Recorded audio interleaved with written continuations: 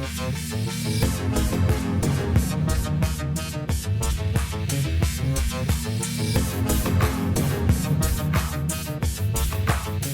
Sciforror Film Podcast.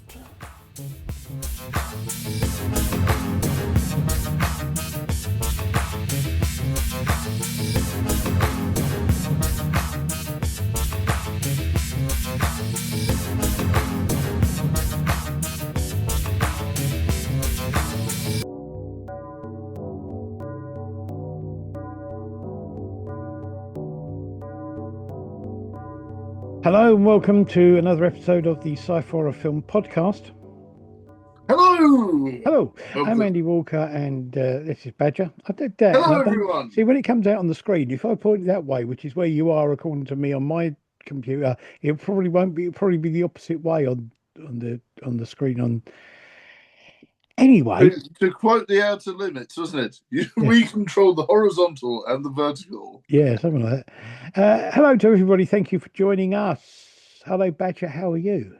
Not too bad, thank you, Andy. Not too bad. Good. Indeed, I thoroughly enjoyed this week's plethora of movies, and we're going to get to that quite soon, aren't we? Yes. Indeed. I had the pleasure. Yeah, I had the pleasure of going to the cinema twice. Wow. Since the last time we talked, I went to see Backrooms, which I thoroughly enjoyed. I thought it was bloody weird. I know a lot of people didn't like it. I thought it was really good. The thing I liked about it is exactly what a lot of people are saying they didn't like about it. It hasn't got a straightforward storyline. It hasn't got a bad guy and a hero. It hasn't got a properly defined ending, and it doesn't make any sense. But I enjoyed that because for me, it made me sit there and go, "What is this?" Yeah. And it was something so different. Yeah. That's it, yeah. You won't get anything like that. I enjoyed it, but I still scratched my head. Something wrong. And did you know that where it's actually originated from, the idea? Yeah, I know that originally there was a lot of stuff online about this whole thing. And from what I was told, there was originally a photograph. That's correct. Of an empty office building. That's right. This whole lore and idea and everything grew out of online and has now been made into the film. That's right, yeah. And obviously there was a short story. And the gentleman that created it, I think he's only 16, 17 now. Yeah. So he's going to be set for life as a really good filmmaker. Well, from what they were saying, from what my son was saying, who took me, my offspring, and a few other people, there is a second film already in production. Wow. Okay. I get the feeling that they made a film and they got to a point and they said, "We've got to put a film out and you haven't finished. Yeah. So let's just stop it where we can, and then we can use whatever you haven't used for this in the second one." That's right. Well, maybe so, yeah.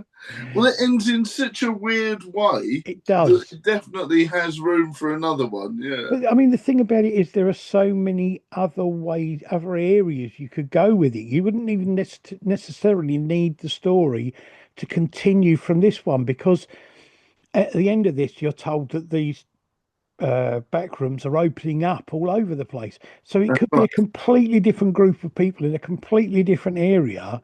Yeah. Who go into the same universe. That's right, yeah. It's going to be interesting. And it could be completely different on the different ones, because that one mirrored what it was near as the space. So it's going to be interesting. What I did like about it, and like you say, is there's no clear heroes, there's no clear villains. No. And it's very interesting. And the person you think's going to be the hero certainly wasn't by the end of it. No. So that's very interesting. I just love the imagery and the set. Yeah. Incredible. I mean, and from what we can work out, it was all built as a practical set, like a big maze. Really? Wow. Yeah. It's amazing. I loved it. I really did. Really liked it. And my one complaint is that I thought the pirate was scarier when you couldn't really see them. When they did the reveal, I was a bit like, okay, I'm not scared now. Yeah, no, it's actually scarier not really knowing what it looked like. Not seeing it completely, just seeing bits of it. Yeah, Yeah, I know. I right. do Yeah, get what you're saying. Yeah. And then of course I went to see Scary Movie, that's right. What did you think? which it was okay. It's an interesting thing. I was saying because I went with Charlie again, and I was saying I had the same thing with this as I had with Scream, which is I've only ever seen the very first Scary Movie. Yeah, So seeing this, because of the fact it had so many people or so much was connected back to the first one, that's right. it was kind of almost like watching a sequel again. Yeah, Um, it was okay. There was some humor in it that wasn't really my kind of thing. I'm not a big fan of American comedy. I liked it because of the parody aspect of it, the fact they were parodying a lot of horror films that I kind of, yeah, that sort of thing. Um, I do. There was a really quite clever, two really quite clever. They weren't post-credit scenes; they were in the middle of the credits, which I thought were really quite good, especially the parody of Longlegs. That was really yeah. good. That was good. That was. But then, no, I enjoyed it. Oh, good. Yeah. I wouldn't say it was a great film, but I enjoyed it. When I went to see it, I was the only person laughing in the cinema. I went on my own because I'm a big tough boy, you know, and literally everyone else was like looking at each other because you know when you look round sometimes, Yeah. everyone else was looking at each other mortified because some of the jokes are very on the nose, Oh, they are. and I actually looked round a few times to see what people were like, and they literally looked scared to laugh. I'm like, it's okay to laugh. It's a comedy, Yeah. you know. Yeah. It it would it probably wouldn't have been something I would have gone to see Yeah, off my own back. But Charlie contacted me and said, "Would you want to go and see it?" So I thought, "Yeah, I will." yeah, So yeah, it was an enjoyable evening. It wasn't, you know, I didn't have any problem with watching it, and it wasn't sort of like again, wasn't another one of these things where you there are films I've seen where you come out of it thinking, "Well, that's 2 hours. I'll never get back." yeah. No, I enjoyed it. There were some bits that I thought were really funny, some bits that kind of were a bit weird, and wasn't expecting the K-pop Demon Hunters segment. No, That that was was a bit very unusual. bizarre, Yeah, yeah. but That was no, it's very good. unusual. It's good. Okay, this Oh, week. just a quick one. Oh Just a yes, quick sir. one. I want to add in a story about Prometheus because forgot to say it when we reviewed it. Okay. So when I went to see Prometheus, this is the funny thing. So I went with my ex and the ex mother-in-law, right? And we must have colluded between ourselves to convince my ex that we were going to see. I think it was like Cinderella or something. So we're like, oh yeah, we're going to go and see Cinderella, blah blah blah, and and we're like, yeah, I don't mind going to see Cinderella. It's going to be great, you know. And the ex's mother-in-law went, yeah, it sounds great. Let's go and see Cinderella.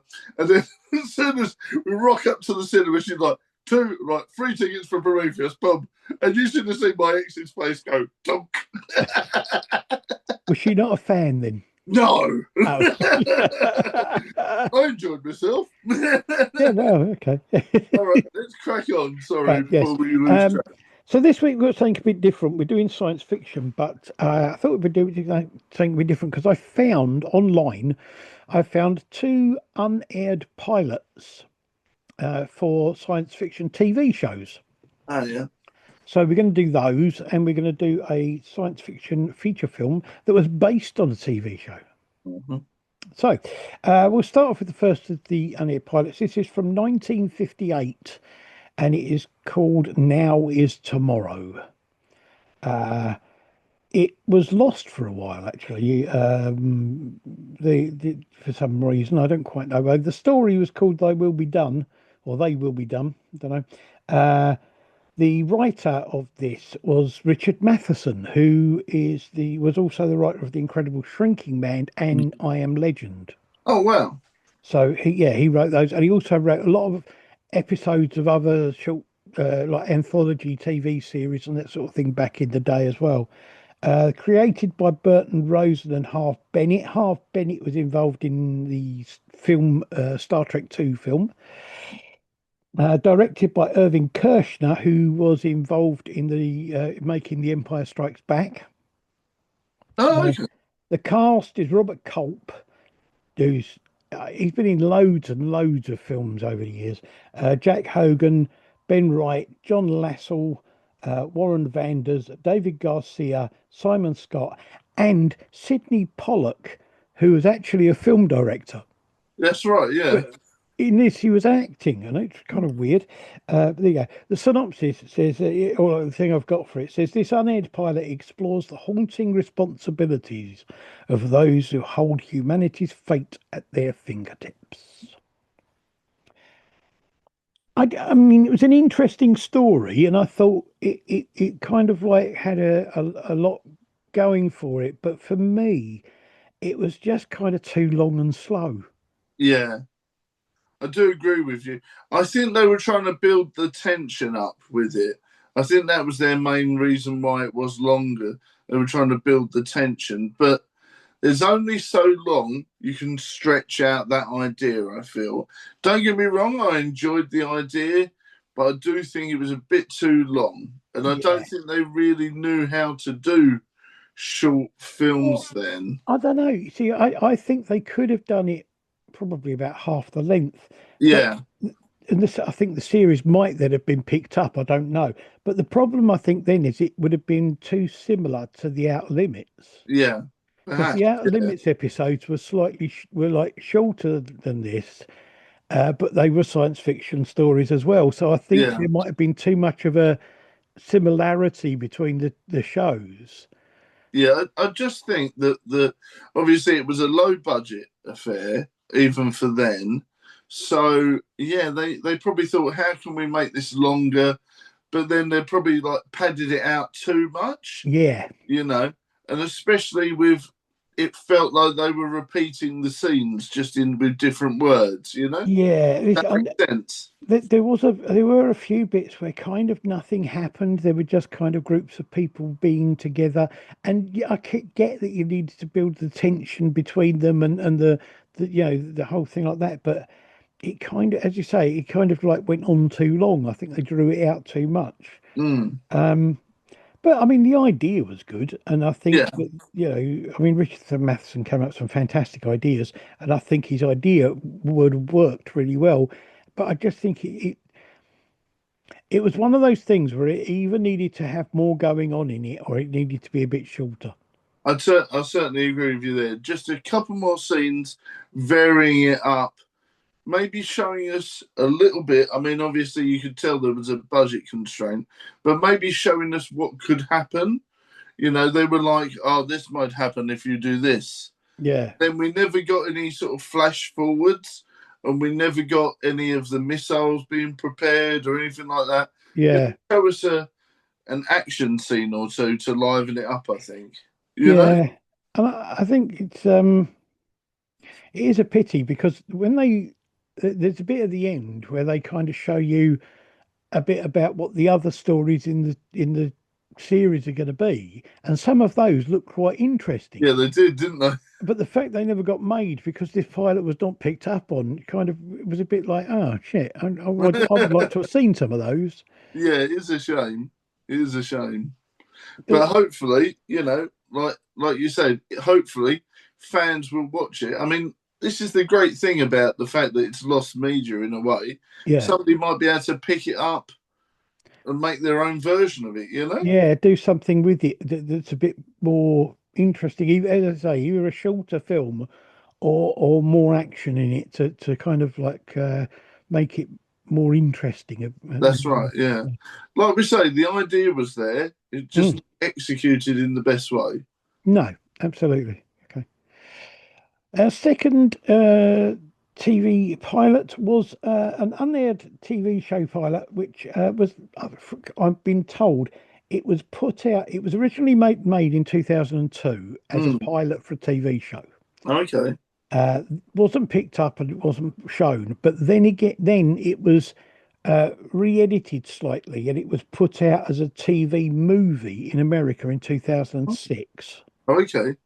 So in a slightly different ending, I think, to it. Okay. The writers are Rand Ravitch, Oh, no, I didn't say what it's called, did I? No. No, this is a unaired pilot for a reboot of a program called The Time Tunnel, Mm. which was big in the 60s. And I remember watching when I was a kid in the 70s and that when I was at school. Um, yeah, writers were Rand Ravitch, and the original story, the original idea was put together by Irwin Allen, who did lots of TV series of this type. He did Land of the Giants and Mm. Voyage to the Bottom of the Sea and all that kind of stuff. Everything that wasn't Star Trek basically was Yeah, Irwin Allen.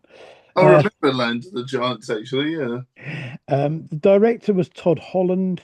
The cast is David Conrad, Andrea Roth, Max Baker, Bob Coher, Tawny Cypress, and Cavan Smith. And there are others, which if you look on IMDb, you'll be able to find them on there. The synopsis for this says a secret Department of Energy project to create, sorry, a secret Department of Energy project to create hot fusion creates a storm in time. It takes 4 hours to lock down the end of the storm, but it has caused random changes to the fabric of history, and only they know the true history of the world. Now they must send teams back through the time tunnel to correct major errors the storm created. Yeah. This is very different from the original in lots of ways. Okay. I never saw the original, so let us know. The original, I'm not sure.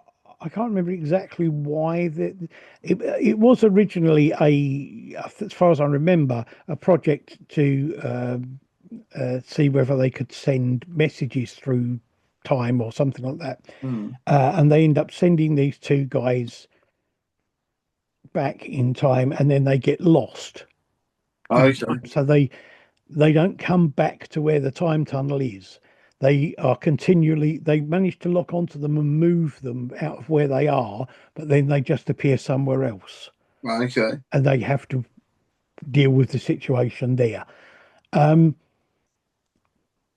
So it's very much like Quantum Leap, the a bit original. like Quantum Leap. Yeah, it was that more that kind of thing. It's like sort of you would get things where there was one where they ended up with one of them was on the they got split up as they were moved in time, and one of them ended up on the on one side of the army, and the other ended up on the other army for the other side, and things like that. But they were all like very key historical moments and things. Mm. It was interesting. It was quite good fun and quite good action. Historically, probably not very accurate, but there you go. No. Um, but I mean, this was okay. I liked the fact that they gave that backstory and explained what that was all about. Mm. But it again, this for me, it was just a bit slow and laboured. Yeah, I mean, I enjoyed it once it got going, but it did take a bit too long, you know. And I really thought the ideas were great, but like you say, there was a bit too much. Come on then, you know. Yeah, and It didn't need to be 50 minutes, you know. I was But I was in. I do see why they've done that because, like you say, if it got edited into a longer film and stuff, then I do see why. But like you say, for a TV audience, it didn't need to be nearly an hour. No way.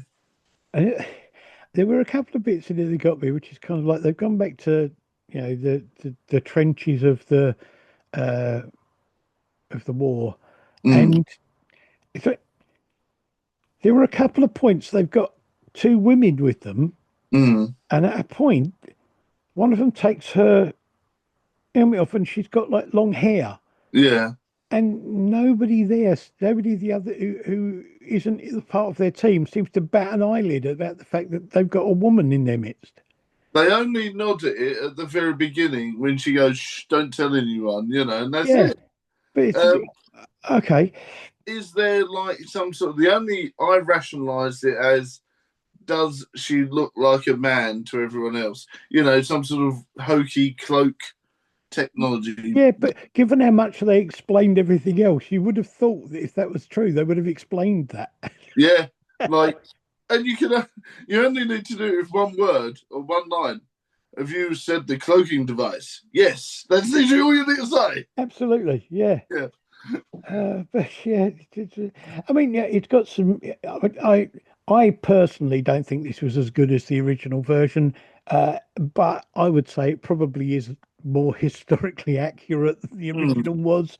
Um, it's got some interesting points and some decent yeah. effects, but I didn't think it was that great, to be honest.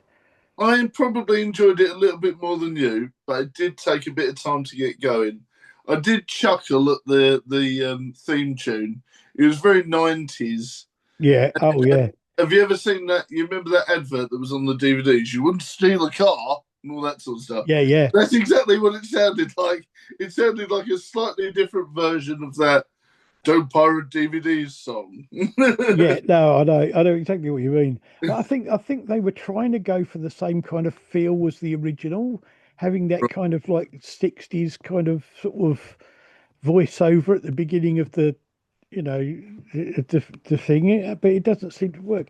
I can see why this wasn't picked up as a series because for me it didn't do it. It didn't hit that thing. I mean, the original series was aimed at the kind of young teen, the sort of like pre-teen and young teen market Yeah. in the same way as things like Land of the Giants and all that kind of thing were. Um, but this, I don't know who they were aiming it at. I mean, I would probably say early to mid 20s, maybe. Yeah, in Yeah, which case you need to have something a bit more or something a bit more sort of dynamic. yeah. Maybe they picked the wrong thing for a first episode, you know? Yeah, maybe. Uh, I it mean, just I like like. you've got so much you can do with time travel, and they chose to go back to the First or Second World War. There's so much more you can do with that, you know. Well, I like.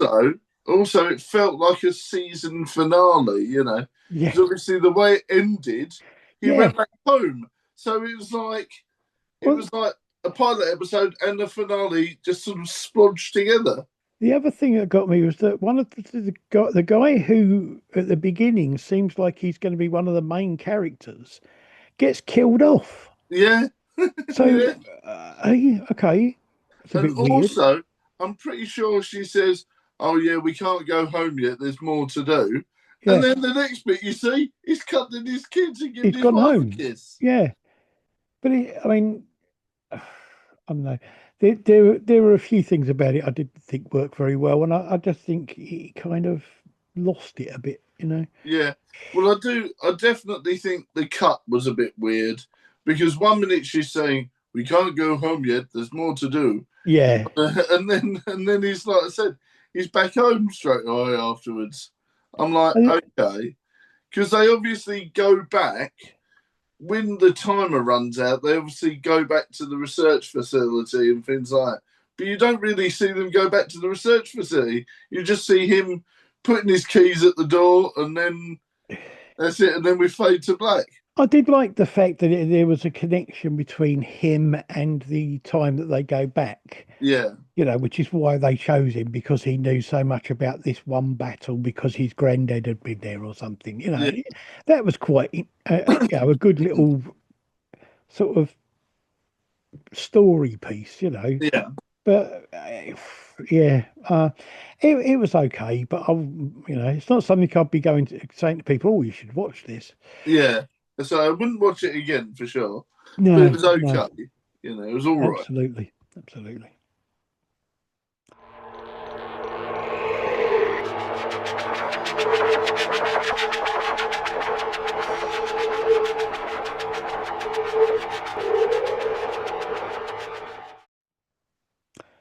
Okay, our feature film this week is from 1998, and this is the feature film version of Lost in Space. Dun dun dun. This is another one that was created by Urban Allen.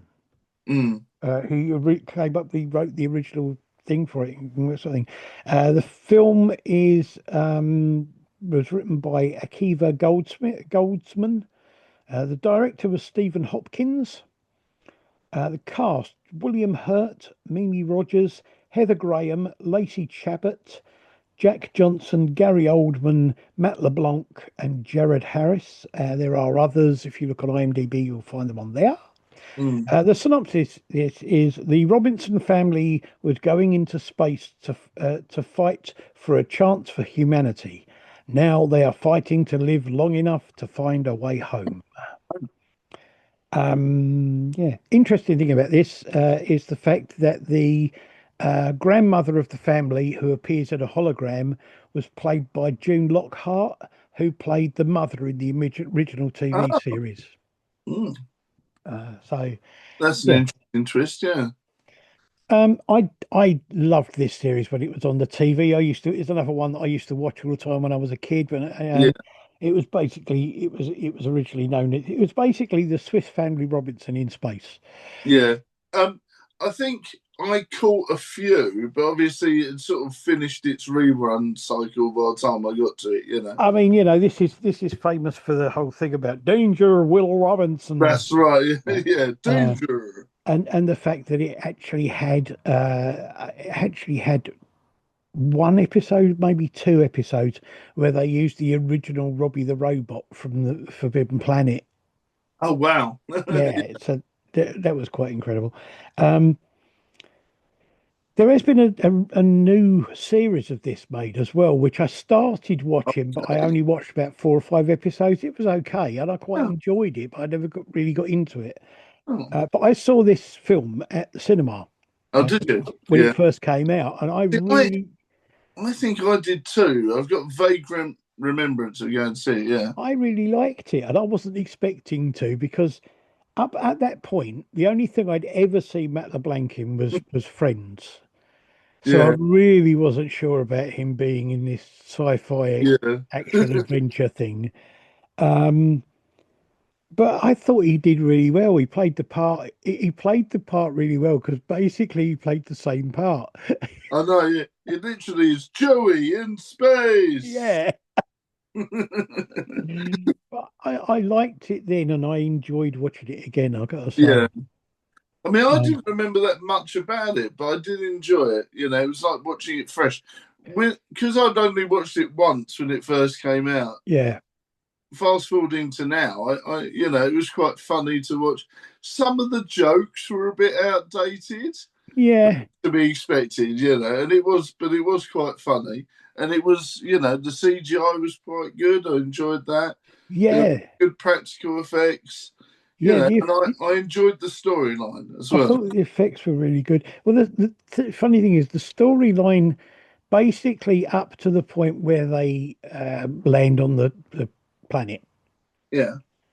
up to and just after that, the storyline is basically the same as the original thing, Mm. which is that Dr. Scott, Yeah.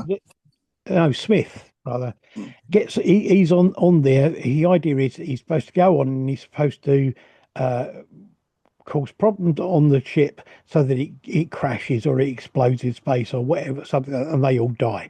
And Ah. he gets trapped on the ship. That's Ah. so Okay. that's the same basic thing.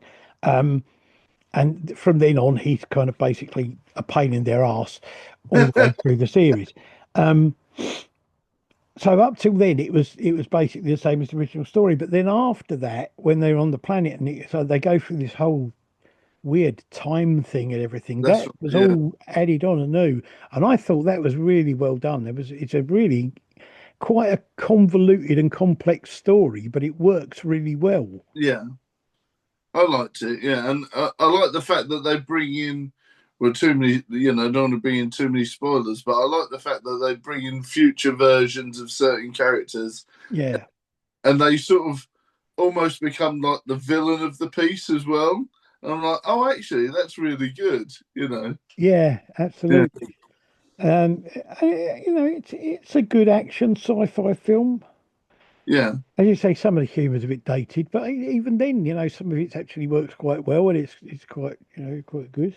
yeah. Um, one of the things I did like about it is that they when they first launch the ship, they launch it in this kind of pod that goes up into space, and as soon as it's out of the Earth's atmosphere, it splits open and it becomes this kind of sleek, spaceship. Yeah. The pod that they sent up is exactly the same shape and design as the original ship in the TV series. Oh, okay, that's cool. So that I thought that was a really good little kind of nod back to the original series, which I was really quite surprised by this though, given what it is, which Yeah. is a fairly run of the mill kind of space sort of like action film type thing.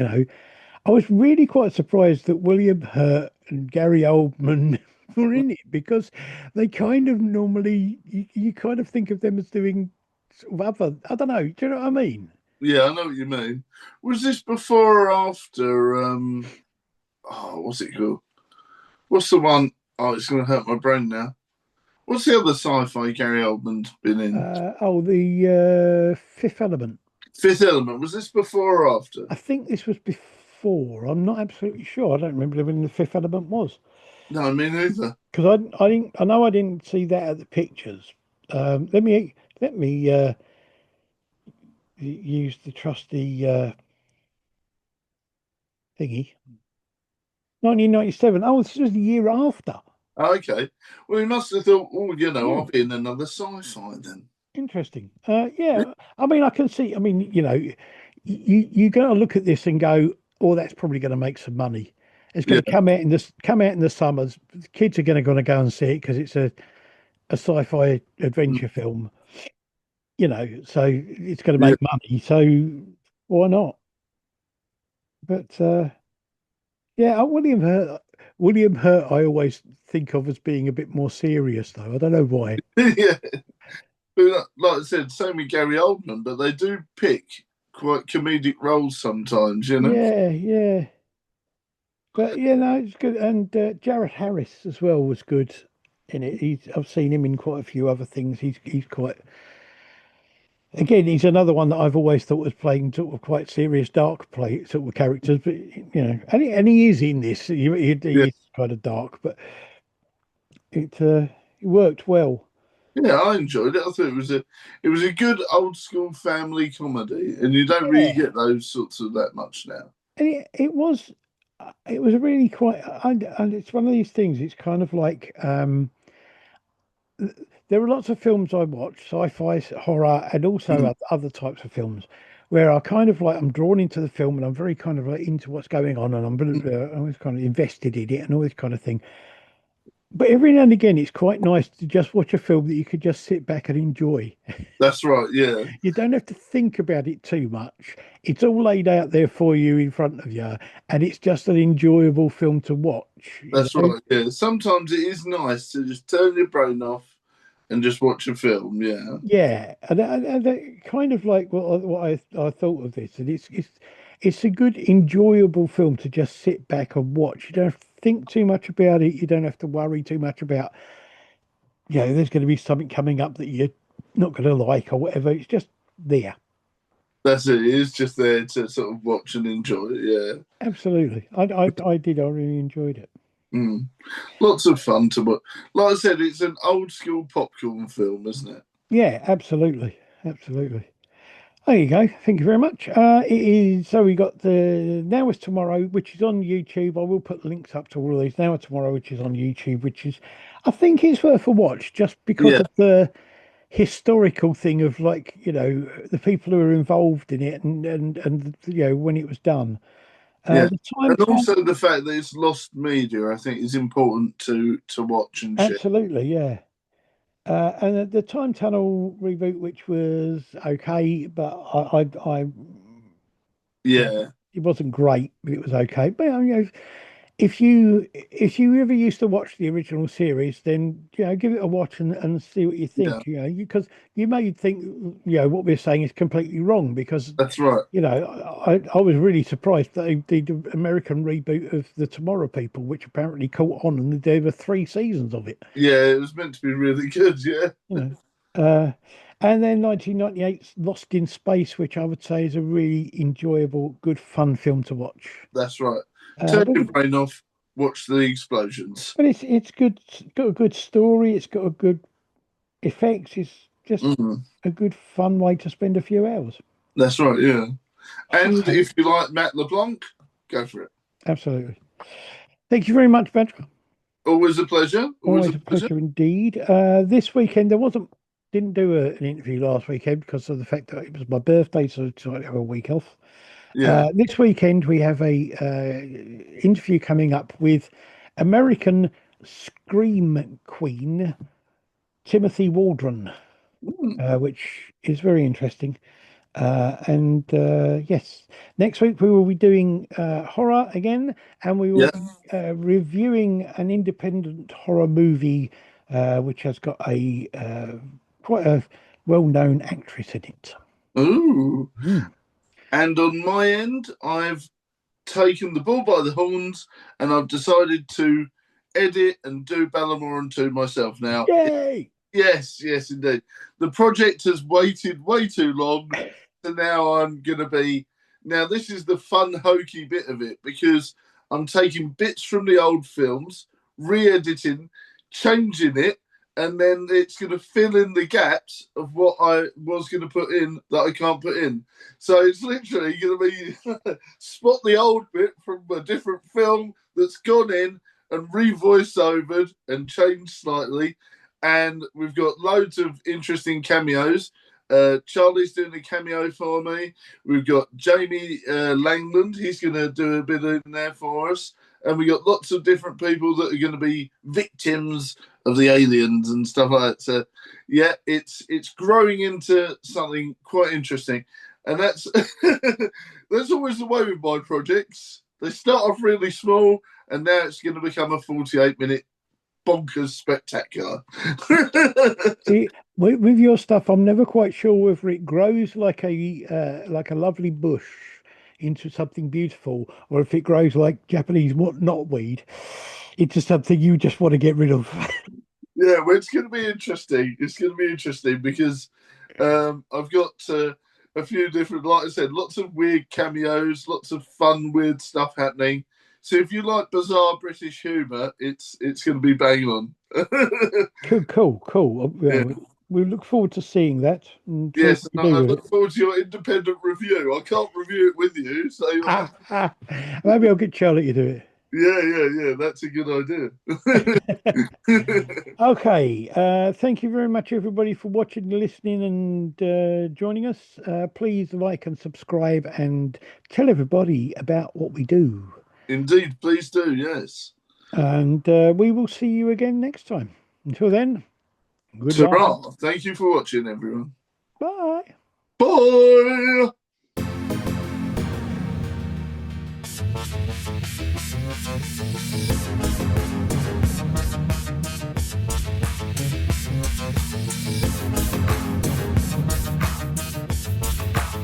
The Sci-Forror Film Podcast.